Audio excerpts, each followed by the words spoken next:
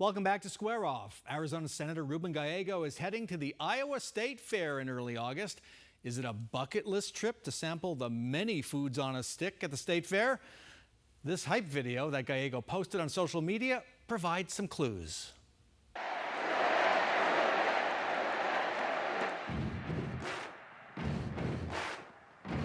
What we need is someone to look out for you, to fight for you.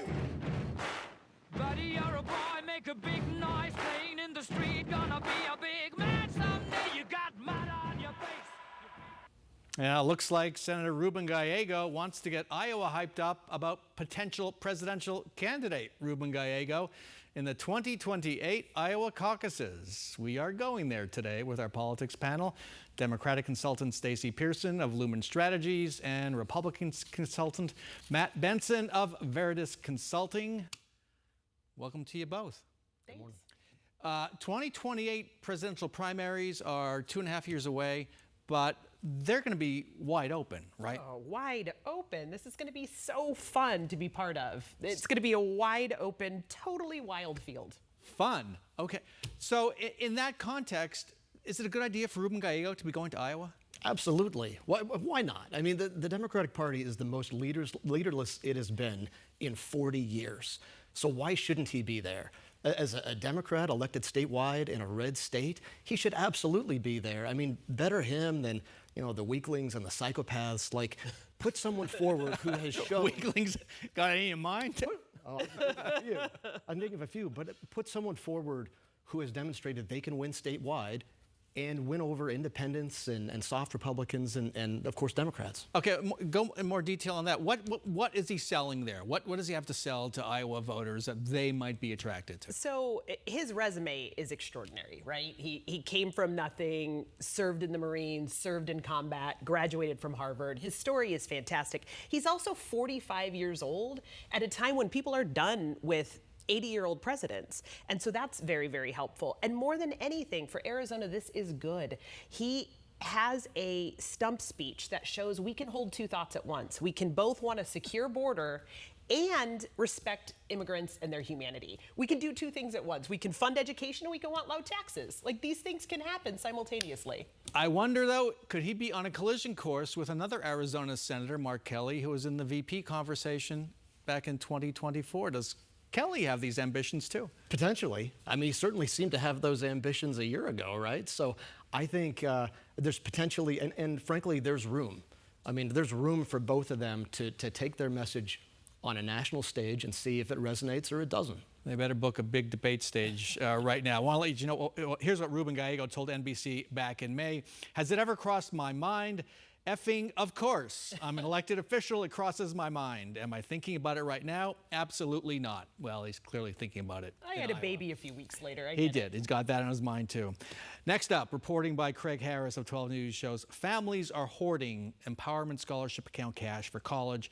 $440 million sits unused in those accounts. I want to make this clear. Families can legally use the money to send a child to college. So not just for private school tuition or homeschooling, as was sold to us, they can send kids to college. How could this affect public opinion of ESAs and maybe even the future of the program itself? The ESA boondoggle has got to be reformed. The education community is certainly looking at options, but no one agreed to this. No one was looking at those fine details. No one expected a family whose children were going to Brophy, who could afford to go to Brophy to begin with, to be sent to Columbia. I mean, this just is not okay. It is in the law. It is in the law. It is in the law. You're right. But now we're seeing the law in action, and it seems to be surprising people. Could this be a tipping point for ESAs? Let me start by saying this. The program is a good thing. I think a lot of families use it. I think at this point it is so entrenched it would be very difficult to get rid of, as Governor Hobbs has found. From a Republican perspective, I think it's important that there be safeguards and rules of the road to ensure that there's not fraud and abuse, because that is the sort of thing that will cause people to turn against the program. And so I think as Republicans, we need to think about that. Did people intend, do people think it's appropriate that public money intended for K-12 be putting kids to college? not even public university, maybe a private school back east or something. Is that what people intend? And if Republicans don't put in place some safeguards, there's trouble coming down the road. You think there needs to be a guardrail banning that? I think that there are a number of things that they need to look at, reforms they need to look at to ensure this program is on stable footing, that everybody, that a large majority of the state can support.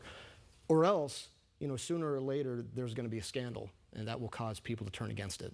Is this that scandal? Oh, let's hope. I mean, we've been talking about the tipping point and getting near it for entirely too long.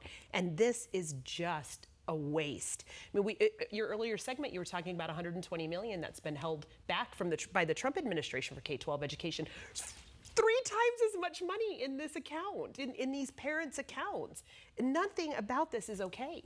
I mean, I will just say that school finance and the formula in this state is a disaster. Agreed. It is a mess, and it is long overdue to throw it out and start over, because the formula, it makes sense to nobody. It's completely antiquated.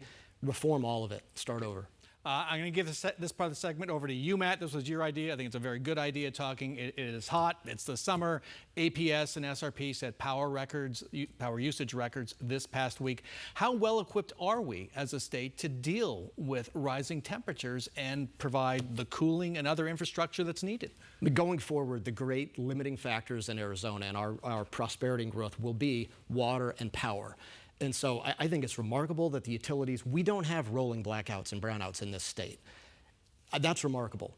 But the power demand that is coming from data centers and AI and the industries, it is off the charts. And we have to be looking at an all of the above energy strategy.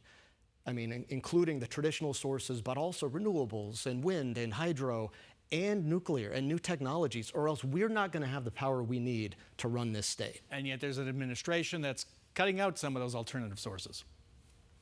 Yeah, it's a problem. Yeah. I mean, it wasn't long ago Republicans favored an all-of-the-above strategy, and we need to get back to it. Okay, got to end it there. Matt Benson, Stacey Pearson, thanks so much for joining us. Thank you.